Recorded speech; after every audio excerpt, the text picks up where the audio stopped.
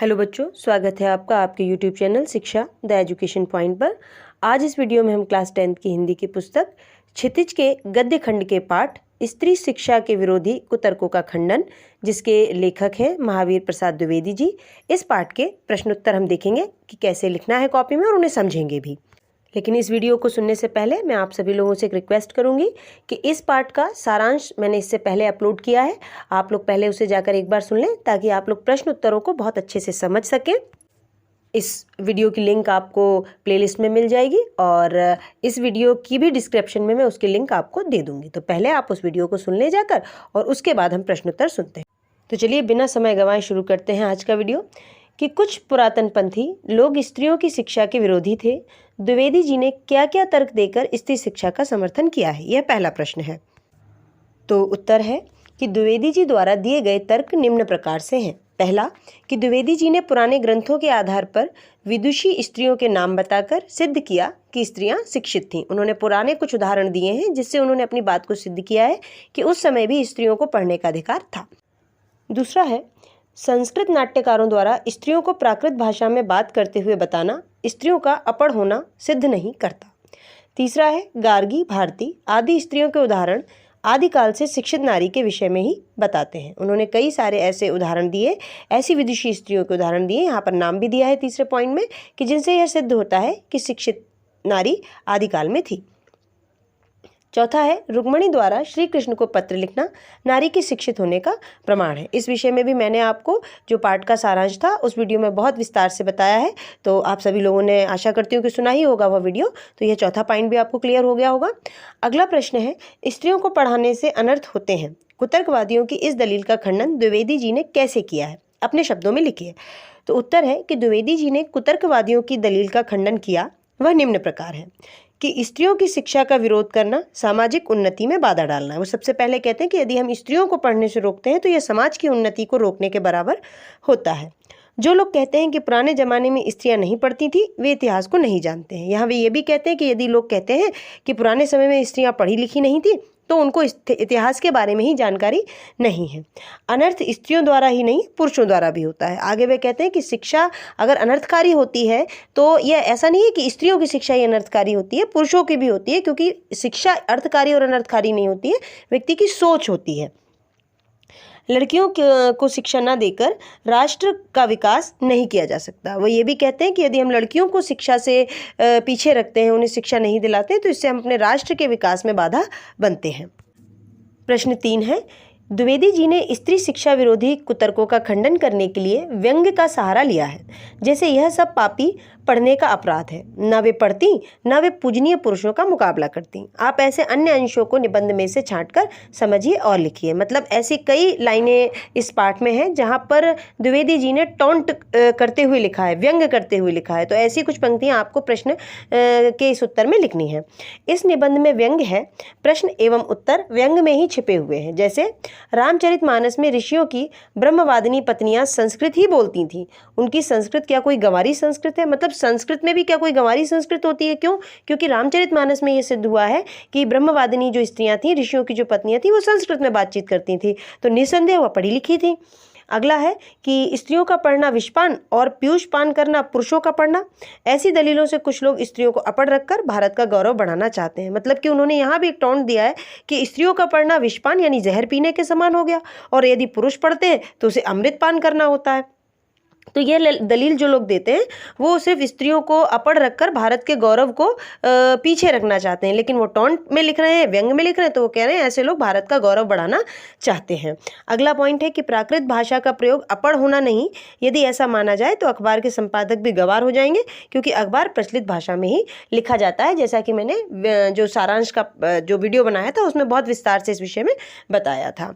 अगला चौथा प्रश्न है, पुराने समय में स्त्रियों द्वारा प्राकृत भाषा में बोलना क्या उनके अनपढ़ होने का सबूत है?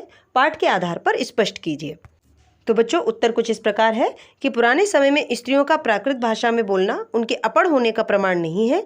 लेखक तर्क देते हुए कहता है कि जिस प्रकार समाचार पत्र आदि प्रचलित भाषा में ही लिखे जाते हैं, उसी प्रकार उस समय प्राकृत भाषा चलन में थी, जिसका प्रमाण उस समय के जैन और बौद्ध धर्म ग्रंथों में भी मिलता है। अतः स्त्रियों का प्राकृत बोलना उसका अशिक्षित होना नहीं कहा जा सकता। प्रश्न क्रमांक 5 है, परंपरा के उन्हीं पक्षों को स्वीकार किया जाना चाहिए जो स्त्री पुरुष समानता को बढ़ाते हों। तर्क सहित उत्तर दीजिए। तो उत्तर में हमने लिखा है कि परंपराएं सामाजिक व्यवस्था के सुचारू बनाने के लिए होती हैं। मतलब जो भी परंपराएं बनाई जाती हैं वह समाज की व्यवस्था अच्छे से चले इसलिए बनाई जाती हैं। यदि वे समय के साथ उचित ना हो तो उन्हें बदलना या छोड़ना ही ठीक होता है। ये आज के समय में हमको बहुत ध्यान रखने की बात है कि परंपराओं की अपेक्षा हम विवेक को महत्व दें। ऐसी परंपराएं जो कि उस समय बनाई गई थी, उस समय के अनुकूल थी, उस सामाजिक व्यवस्था के अनुकूल थी, उसका पालन तब किया जाता था। लेकिन अब चूंकि सामाजिक व्यवस्थाएं बदल गई हैं, मूल्य बदल गए हैं, तो ऐसी परंपराएं जिनका कोई औचित्य नहीं है उन्हें बदलना या छोड़ना ही उचित होता है। वर्तमान समय में प्रत्येक क्षेत्र में स्त्री पुरुष के बराबर ही कार्य कर रही है, इसलिए उसे पुरुषों से कम मानना अनुचित ही है। स्त्री पुरुष की समानता के भाव को महत्व देना हम सभी के लिए उचित ही कहा जाएगा। प्रश्न क्रमांक 6 है कि तब की शिक्षा प्रणाली और अब की शिक्षा प्रणाली में क्या अंतर है, स्पष्ट करें।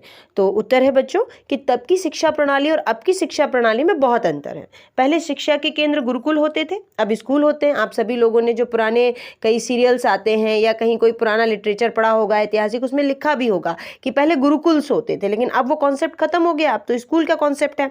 गुरुकुलों में शिक्षा के साथ जीवन मूल्यों पर आधारित शिक्षा दी जाती थी। ये गुरुकुल और स्कूल्स में अंतर है कि पहले जो गुरुकुल होते थे उसमें न केवल शास्त्र सिखाए जाते थे, शस्त्र सिखाए जाते थे, बल्कि जो हमारे जीवन के लिए आधारित मूल्य हैं वह भी सिखाए जाते थे। लेकिन स्कूल में ऐसी व्यवस्था नहीं है। स्कूल्स में आदर्शों मूल्यों की नहीं बल्कि व्यवहारिक व व्यावसायिक शिक्षा पर ही केवल ध्यान दिया जाता है। स्त्री पुरुष में बिना किसी भेदभाव के शिक्षण कार्य होता है।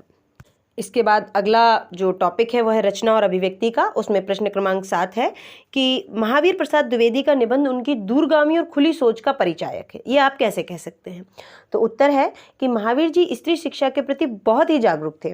वे जानते थे कि समाज और देश की उन्नति को संभव बनाने के लिए स्त्री का शिक्षित होना आवश्यक है। समाज को एक सुसंस्कृत नागरिक देने में स्त्री की अहम भूमिका होती है, क्योंकि एक माँ के रूप में वह जो संस्कार बच्चों में डालती है वे ही उस बच्चे की नींव होते हैं और वही बच्चा आगे जाकर एक समाज का नागरिक बनता है। शिक्षा के अभाव में स्त्री स्वयं पिछड़ी रहती है, वह संतान को भी योग्य नहीं बना पाती। द्विवेदी जी की सोच दूरगामी है, ये बातें सिद्ध करती हैं। अर्थात द्विवेदी जी जो थे वो यह समझते थे, वो ये जानते थे, वो दूरगामी सोच लेकर चल रहे थे कि यदि आज हम स्त्री को नहीं पढ़ाएंगे तो कल जाकर वो एक परिवार को चलाने वाली बनने वाली है, परिवार का आधार बनने वाली है। तो जब वही अनपढ़ होगी तो वो कैसे किसी एक नए बच्चे को संस्कार और ज्ञान दे पाएगी? क्योंकि कहा भी जाता है कि यदि माता ही होगी अज्ञानी तो बालक कैसे बनेगा ज्ञानी? बालक से अर्थात उसकी जो भी संतान होगी, वो पुत्र हो या पुत्री हो, उसको ज्ञान कैसे मिल सकता है? तो अगला प्रश्न है कि द्विवेदी जी की भाषा शैली पर एक अनुच्छेद लिखिए। उत्तर लिखा है मैंने यहाँ पर आप लोगों के लिए कि द्विवेदी जी ने अपने प्रयासों से हिंदी को नई दिशा प्रदान की, इसलिए भाषा सुधारकों में उनका विशेष स्थान है। उनकी शैली व्यंग्यात्मक है, जैसे प्रश्न पूछ रहे हैं परंतु उन प्रश्नों में उनकी बात स्पष्ट हो जाती है। द्विवेदी जी ने देशज तत्सम शब्दों का प्रयोग किया है, मुहावरों के प्रयोग के साथ भाषा में जीवंतता वे लाए हैं। मतलब कि उनके जो प्रश्न होते थे उसी में उनका उत्तर भी छिपा हुआ होता था। इसी के साथ उन्होंने अपनी भाषा में देशज और तत्सम शब्दों के साथ मुहावरों का भी प्रयोग किया है, जिससे कि उनकी भाषा बहुत ही जीवंत हो जाती है। अगला टॉपिक है भाषा अध्ययन का, जिसमें प्रश्न नंबर 9 है कि निम्नलिखित अनेकार्थी शब्दों को ऐसे वाक्यों में प्रयुक्त कीजिए जिनमें उनके एकाधिक अर्थ स्पष्ट हो। तो यहाँ पर अनेकार्थी शब्दों के विषय में बोला है, बहुत कम समय में मैं आपको इस वीडियो में बताऊंगी। आगे फिर अगर आप लोगों ने चाहा, आप लोगों को यदि और भी इसमें विस्तार में जानकारी चाहिए तो आप कमेंट बॉक्स में लिखिएगा। मैं पूरा एक टॉपिक अनेकार्थी शब्दों का, उसमें बहुत सारे एग्जाम्पल भी होंगे और अनेकार्थी शब्दों को और विस्तार से भी समझाऊंगी। तो आप कमेंट बॉक्स में जब लिखेंगे तो मैं ज़रूर उस पर वीडियो बनाऊंगी। फिलहाल हमारे पाठ में जो अभ्यास दिया हुआ है हम उसको देखते हैं कि अनेकार्थी शब्दों का अर्थ क्या होता है। जैसे कि नाम से ही पता चल रहा है, अनेकार्थी, अनेक अर्थ, मतलब कि देखने में, लिखने में, पढ़ने में वह शब्द एक ही जैसा लगेगा लेकिन उसके अर्थ बदल जाएंगे। अर्थ उस वाक्य पर निर्भर करते हैं कि जो वाक्य है उसके अनुसार उसका अर्थ लिया जाएगा। तो ऐसे शब्दों को अनेकार्थी शब्द कहते हैं। यहाँ पर कुछ शब्द उन्होंने दिए भी हैं जो अभ्यास रूप में आपको लिखना है। जैसे कि एक शब्द लिखा है उन्होंने चाल, तो मैंने यहाँ पर चाल शब्द से 2 वाक्य बनाए हैं कि जैसे मैं तेज चाल से चलता हूँ, और अगला वाक्य बनाया है वह रोहन की चाल में फंस गया। तो यहाँ पर चाल शब्द दोनों के वाक्य के आधार पर अलग अलग अर्थ में है। अगला शब्द है दल। एक जंगल में हाथियों का दल रहता था, समूह रहता था, ठीक है। और यहाँ पर तुलसी दल ले आओ, तो तुलसी दल से मतलब है तुलसी का पत्ता ले आओ। पत्र अगला शब्द है। राम ने श्याम को पत्र लिखा, यानी कि लेटर लिखा। और पेड़ से पत्र झड़ रहे हैं, तो यहाँ पर पत्र का मतलब मैंने अभी बताया आपको कि पत्ते से है। अगला शब्द है हरा। भारत ने पाक को 2 गोल से हरा दिया, ठीक है। और अगला शब्द है पत्तों पर मानो हरा रंग छा गया हो। तो दोनों ही वाक्यों में जो हरा शब्द आया है आप समझ सकते हैं कि दोनों में अर्थ अलग अलग है उसका। अगला शब्द है पर। किताब मेज पर रखी है। वह गरीब है पर ईमानदार है। तो दोनों में पर शब्द का अर्थ अलग है। छठा शब्द है फल। राम को परिश्रम का फल मिल गया। आम का फल खाया है। और अगला और अंतिम शब्द है कुल।